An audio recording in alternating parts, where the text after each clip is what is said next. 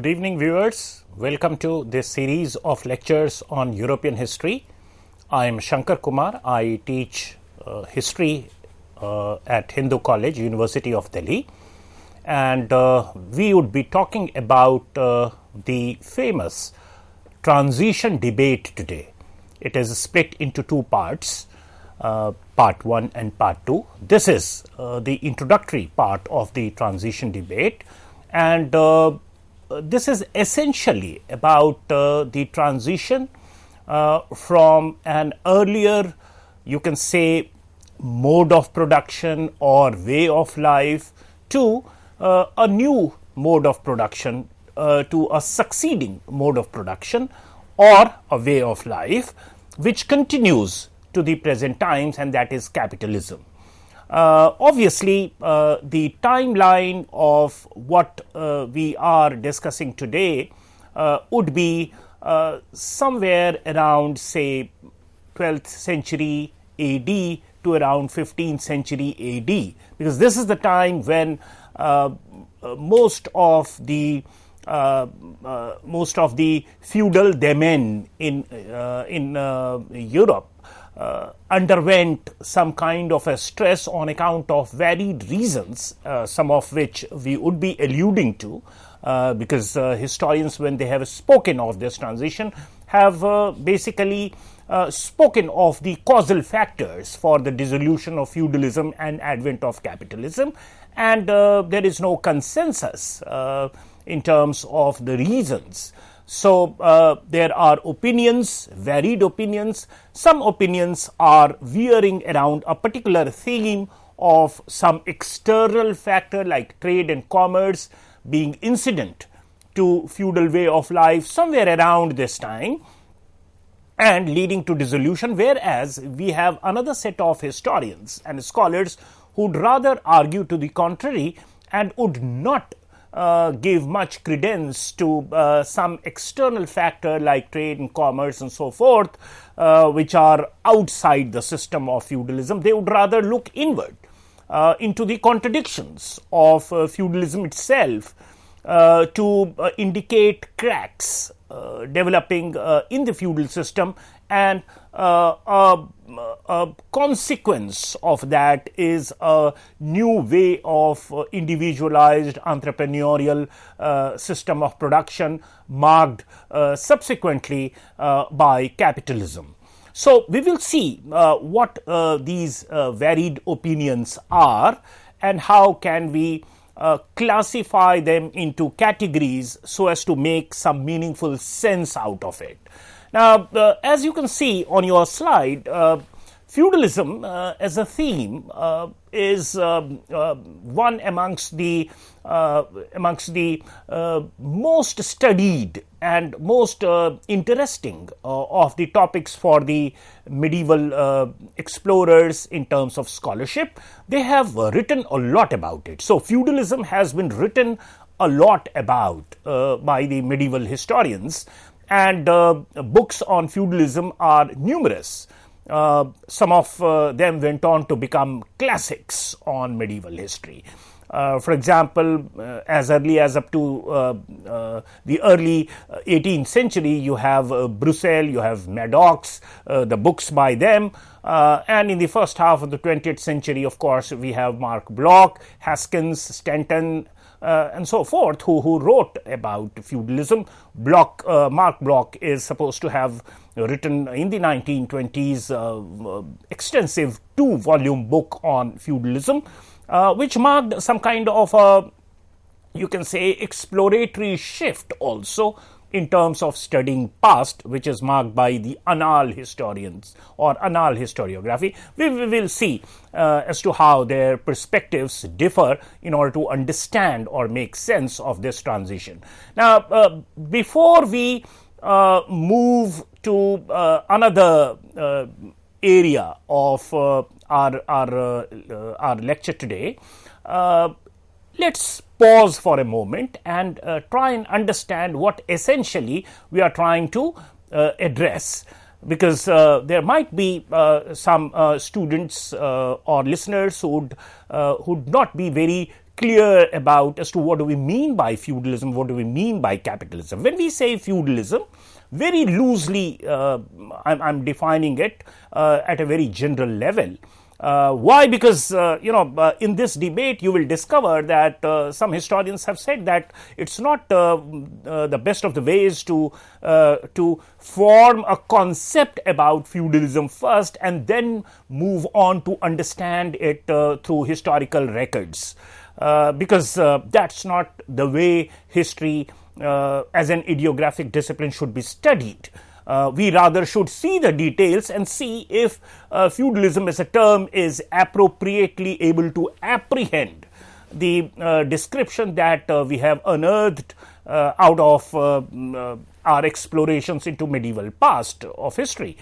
So, but nevertheless, just for the convenience of the viewers, when we say feudalism, we are talking of that system of political, social, or economic governance, or you can say system in which essentially production site is agriculture. Generally, the society is marked by hierarchical order. This hierarchy is not in terms of power flowing from top to bottom. Rather, the power is parcelized. So, there is no one loci of power. There is no one locus of power. In fact, there is no one locus of power. Rather, it is spread. Rather, it is parceled out in different domains. So, there are several feudal lords who exercise some power, and the biggest feudal lord amongst them is the king. And the connection between these feudal lords to the king is not in terms of hierarchy flowing from top to bottom, the way we are tuned to in modern bureaucracy and so forth. Rather, it is by some oath of allegiance. It is by some faith, and it is that way transactional. And so in moments of crisis, one would rely on some other feudal lord. Some bigger feudal lord would get the resources, or ask his vassal to provide some resources. That vassal would provide that resource because he is bound by an oath of allegiance to that particular person. But it doesn't follow logically that the vessel of my vessel is my vessel. So, if A say if B is the vessel of A and C is the vessel of B, then it does not automatically follow that A will have direct command over C. So, that is what we are talking about in terms of political and military organization, the way power was exercised during the feudal times. We also understand feudalism in terms of yet to be commercialized or essentially ruralized, localized economy. And all these attributes of feudalism are known to us because of studies carried out not only at the conceptual but also at the local level. The kinds of sources that we have, that's how they reveal, that's what they reveal. So, and town life or city life, when they emerged in European history, say by around 12th century or so, or 13th century or so, or 14th century or so, we have a different kind of organizations, politico-economic organization coming up, which is better captured by the spirit of capitalism. Right. So, what we are the time that we are talking of is the times of the Black Deaths. 13th century, 14th century, 15th century is the time of the Renaissance, is the time of Reformation, is the time of when absolutist states are fast coming into being in different parts of Europe. So, these are the 3-4 centuries that we would be concerned with here. And this is what marks the transition from feudalism, which is the earlier way of life or earlier mode of production, to a new kind of system, or you can say modernity is heralded, and a new capitalist system is born, which eventually spreads to different areas. To begin with, it is commercial capitalism. Subsequently, it goes on to become industrial capitalism after the Industrial Revolution. And of course, we today are living in the times of the financial capitalism. So, I am not going to touch upon the details and categorizations of capitalism at this moment. Let us come back to our original object of today's lecture, and that is capturing the sense that is coming out of this debate around this transition from feudalism to capitalism in European sense. Now, early 18th century, as you can see on your slide, feudalism was viewed as a type of government in which political power was treated as a private position. That's what I meant, that power is not vested in some kind of a hierarchical fashion, bureaucratized fashion. Rather, it is exercised as a kind of private position and is divided among a large number of landlords. That is what I mean by parceling out. So that's how it is exercised, and this is the usual, you can say, political imagery of feudalism that one can carry, and that is how in the early 18th century it was understood. Right. Over a period of time, on account of historical writing, we will see that this understanding also has undergone a change, because there have been more historical explorations concerned with the society, culture and economy of feudalism, rather than only the political veneer or political externalities or political organization of feudalism. Over time, as you can see on a slide, there happened refinement of this conception of feudalism by careful study of local history. New kinds of sources emerged.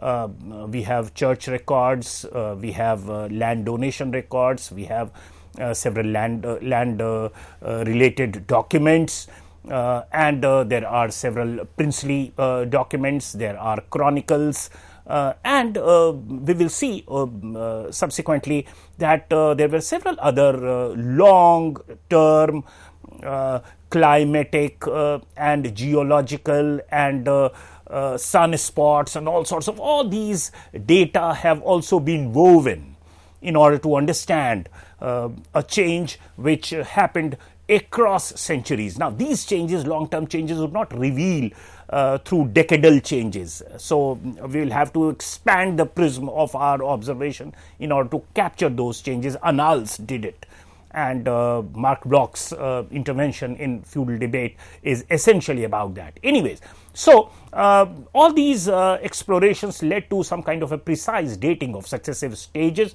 and also broadening of the historical canvas of understanding. When I say broadening of the historical canvas of understanding, what I have in mind is the Brodelian frame or the Mark Bloch or Annal frame of reference so far as understanding feudalism is concerned. Hence, what we now have is multiplicity of models or schools of feudalism in historical scholarship. Like the one stressing on the political military features, other school would talk more about the economic attributes of feudalism, where now we also have a huge repository of cultural data related to feudalism, cultural and social data related to feudalism, and they are equally handy in making a sense of what feudalism actually meant or what feudal way of life was. Now, Roman heritage, and now I'm going back a little bit to understand as to what feudalism, the way feudalism started being understood by present day historians, by the modern historians. Please understand that at times historical constructs of past are also built by the modern scholarship. Feudalism happens to be one such construct. Maybe that they themselves did not devise this term feudalism for themselves, but for example, we are living in the capitalist times, and we know that we are living in capitalist times. It's our frame of reference. It's the lived frame of reference with which we are living. Whereas feudal frame of reference is not the frame of reference with which people in the Middle Ages were living. Right. So, it is a modern creation, it is a modern way of contrasting the modern times or the capitalist times with the earlier times for which we have chosen to use this word feudalism, and therefore, we need to look back at the historiography also of feudalism. So, Roman heritage and the beginning of medieval society constitutes one of the earliest points of departure so far as writings about feudalism is concerned. We all are aware of the classical phase of the Greco-Roman times, and then the imperial phase of Rome, Pax Romana, and so forth.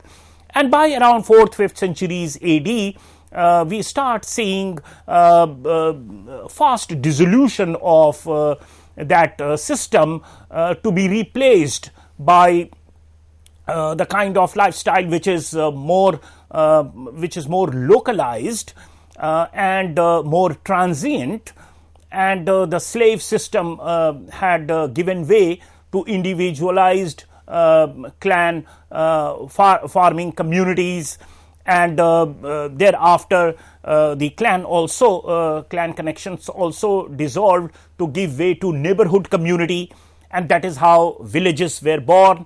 All these things are generally in the historiography attributed to the barbaric invasions by the German tribes, who had a different primitive community living kind of way of life, and when they interacted or when they came into contact with the Roman world, a different kind of social, economic and political system resulted, and that is what we tend to understand as feudalism. So, different years are selected and debated as borderline between what constituted the ancient world and from where we tend to begin calling that period as early medieval. So, there exists some kind of a debate, but that's for the academic reasons. Let's move on and see what Alphonse Dobsch had to say as early as, say, 100 years ago, 1924, and he emphasized the uninterrupted continuity between Roman and the medieval on economic and social base of European civilization. So, that's what I am trying to say, that there are historians who would not see much of a drastic change in the Roman way of life and what subsequently went on to constitute the medieval or now we understand it as feudal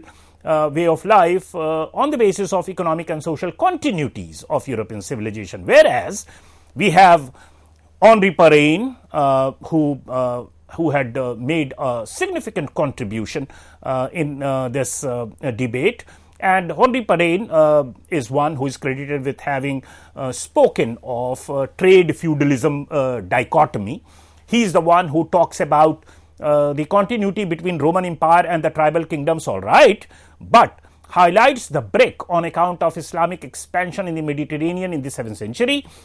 And in the Western Europe, this break is marked by the end of Merovingians and the rise of Carolingians. So, that's the time, 8th century, 7th century is the time when on account of something happening in the Roman tribe or subsequently German tribal kingdoms matrix of life, and that kind of lifestyle giving way to something distinct, and that is sought to be understood through the concept of feudalism. Now, since the middle of the 19th century, the issue of continuity and discontinuity is linked to whether a social and political revolution is to be recognized between the Roman and medieval societies, or this has more to do with the Marxist way of historiography. And since we are talking in the middle of the 19th century, Marxism has just about come up as a new way of positivist way of looking at past, or the self-claimed scientific way of looking at past.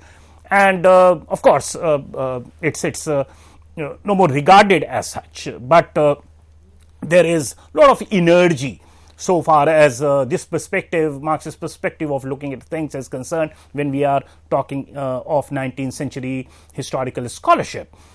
And we all know that the Marxist historians tend to view human past in terms of distinct mode of production stages, and one stage of production giving way to the other. So primitive communism gives way to slavery as a mode of production, slavery gives way to feudalism as a mode of production, feudalism gives way to capitalism as a mode of production, and then Marx goes on to predict what in 19th century was understood as a communist, or you can say socialist way of life or mode of production, which was yet to come for 19th century people. So in that scheme, they try to fit in this transition of the Roman world into a new kind of a system, and that was the dilemma. That was what was debated in the middle of 19th century. And then we have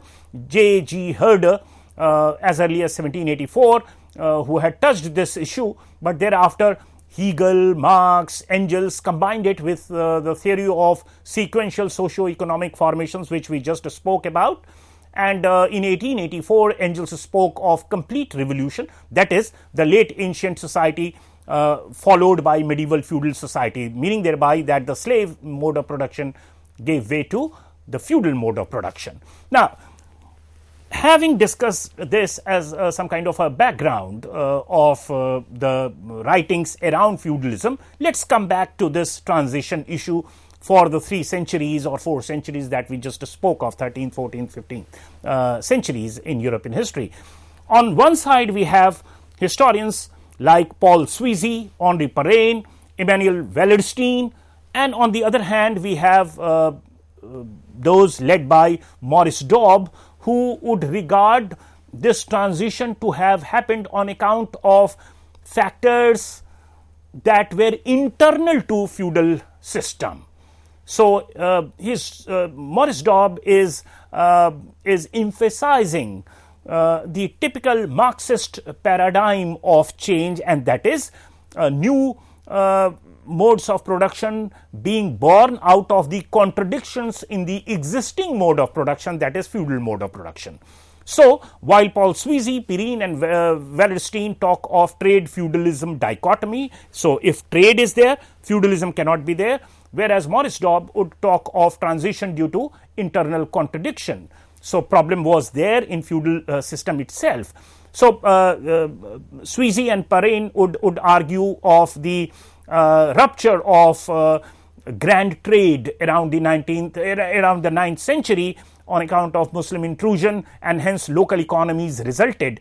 And once trade revived, by the time we are talking of say 13th, 14th centuries, feudalism went away. Whereas Maurice Dobb and others would give the example of the Eastern European case from say around 16th to 18th century, where in Eastern Europe trade and commerce was improving, but so was serfdom. So this goes on. Sweezy and Perrin argue of surplus serfs going to the towns, whereas Maurice Dobb would rather view this migration not due to the magnet effect of town or attraction of towns, but on account of the feudal oppression. So the farmers or the peasants were oppressed under the feudal regime, and they had no choice but to go to the nearby cities. So these are some of the issues, and this is the basic you can say division amongst historians in terms of understanding this transition. We shall take up the detailed discussion part of this in a separate lecture. I have, through this lecture, just given you the big picture of the range of arguments that you have in order to understand the process of transition in Europe from feudalism to capitalism. Thank you.